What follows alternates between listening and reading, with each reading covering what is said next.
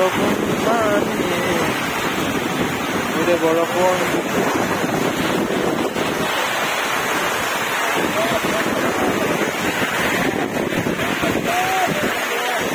আমাৰ ইয়াত বৰষুণ পুৰা দি আছে ডাবলুঘাটত এখন আমাৰ গাঁওখন ভিতৰলৈ ডাঙৰপিটা বৰষুণ দি আছে নেপাৰা আকৌ বৰষুণ নতুনে পা দি আছে